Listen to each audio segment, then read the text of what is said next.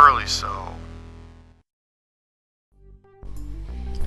Hello everybody and welcome back to Burley Sew. I'm your host Purified, and today I've got another embroidery overview video.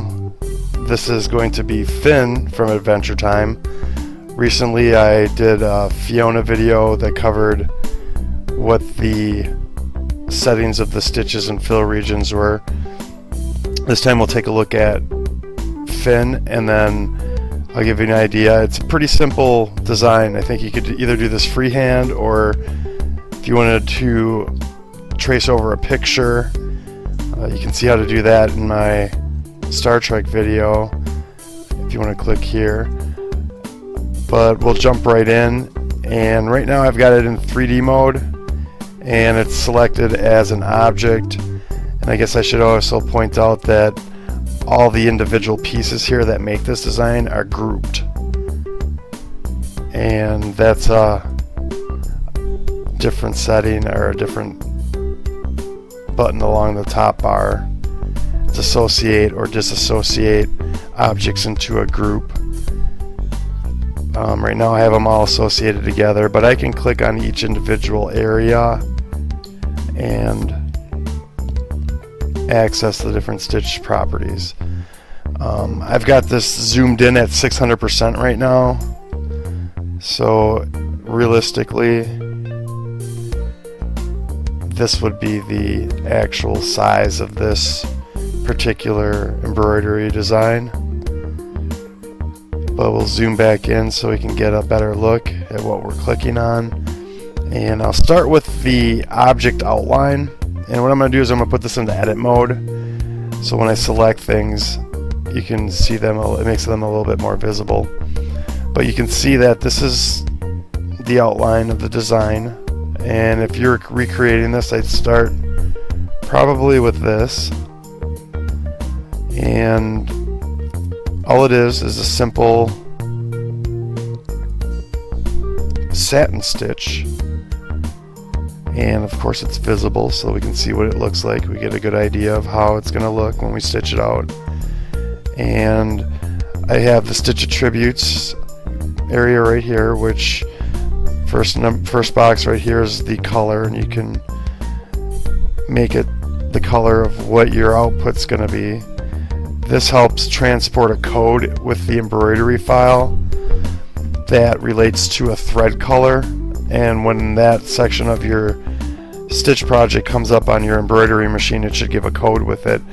I've had a little difficult time getting those codes to match with really what I want them to be with Sophie Sew, but ultimately you're choosing the thread manually in most cases, so you know, when that part comes up you just choose the thread that you want it to be the correct color. So moving on down here, the only thing that, well, I've changed a couple things. I've changed the compensation right here, so we'll just move down to compensation, and that's 2.5 millimeters.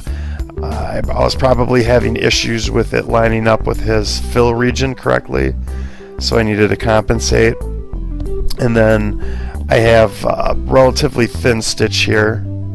And if you look at my Fiona, I do a little demo on how you can, what it looks like default, but default is 1.0 for the height of the upper and the lower portion of the stitch.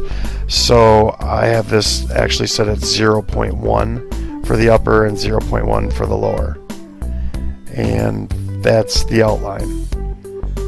So now we'll go in and take a look at the fill region of his hat.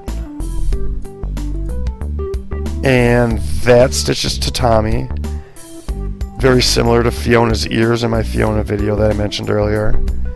And I didn't change any of the defaults. It's just straight up to Tommy. And like I said, the region, no change to the defaults.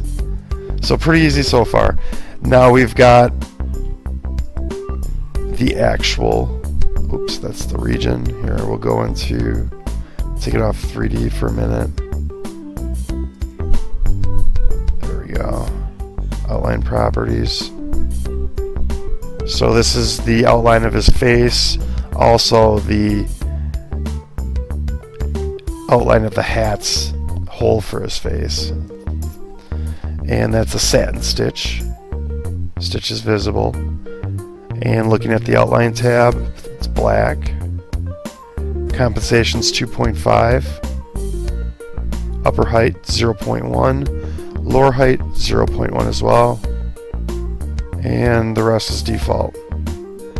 Now, I can't remember exactly how I made this, but from the shape of it being relatively perfect, I probably used the create a circle stitch object. And when you click, that's where your circle center point's going to be. So keep that in mind. And then as you drag out, it gets bigger. Drag towards the center, it gets smaller. The smallest you can make is 1 millimeter. And then to set the size, you would right click. And it's not really a circle, it's actually 2 segments, because you can move these points here. But that's how you can make that circle. And then you can go ahead and change. Oops, we gotta set this up to be okay. You can change it here too, if you like. You can even make it segments if you want. We'll go on to that another time. And then just click OK. And now we can go in and change the properties. And we'll make it a satin stitch. You can see how wide it is, and we'll show the stitch now. And then you can go into the outline and change the height by scrolling. So now we're at 0.1. And we can do the same thing here. Or if you were looking for a different type of project. But so you get an idea how to do that. And then you can move these points to make it more elliptical. That's what I did for his head because it wasn't perfectly round. But I just wanted to give you an idea. And then you can go ahead and treat it as a fill region. You know, and set up the next part that I'm going to show you. But we'll go back to turning that into an object. Oops. There we go, object. Now I can right click it and delete it. It'll ask you to confirm. So we've got his face outline, and we saw once again, real quick here, it's a satin stitch with 0.01 or 0.1 and 0.1 for the upper and lower height, and a compensation of 2.5%. And it's a standard satin stitch. Now we'll look at his face fill region for his face, and that again is tatami. I tried to match the color to what my output would be. Compensation is 0 on this, and actually I didn't change any of these defaults.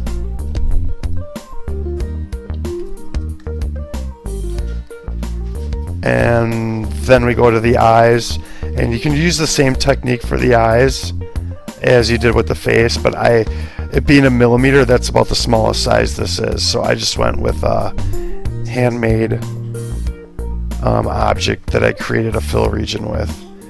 And it has an outline stitch. We'll zoom in here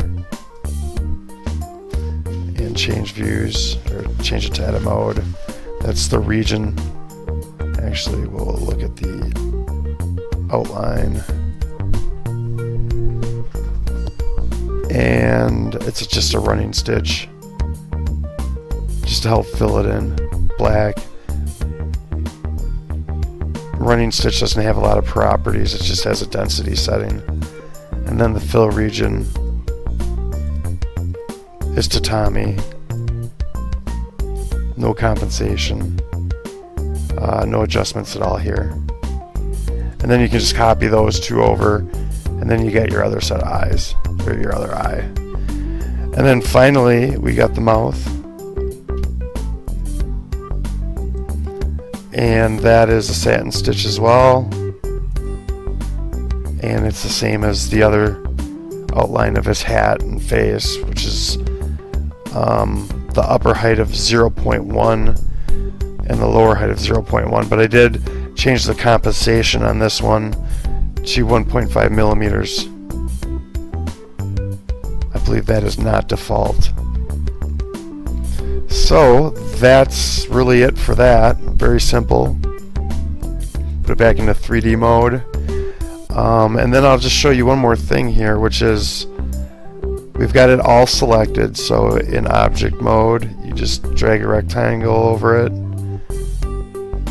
You can take a look at the stitch order, and you have to group your object together first to be able to do that, I believe. And then taking a look at the stitch order, you can see what pieces we have set to stitch when. So I have this with his hat first without the outlines. I think I would actually change that to do the face first. We'll lay that down, and then you can see the lead-in stitches that the jump stitches from section to section. So it'll do his face, and then it'll end here, and then it'll jump to do his hat, which is the fill region area of his hat. And then the next piece is the outline of his hat, so there'll be a jump there. And you can change those jump points. We can do that in another video. I'm just trying to keep this one short. But now I'll just click through, and then you can see the jump points change. So we got the outline of his hat, his face, his eyes, and then I jump from one eye outline to the other eye's fill, and then back again, I believe, so that I've got thread to cut for the jump stitches. And that's it. I hope you enjoyed the video. If you like what you saw, please subscribe. Leave your comments below. I'm Purified, and thanks for watching Burley Sew.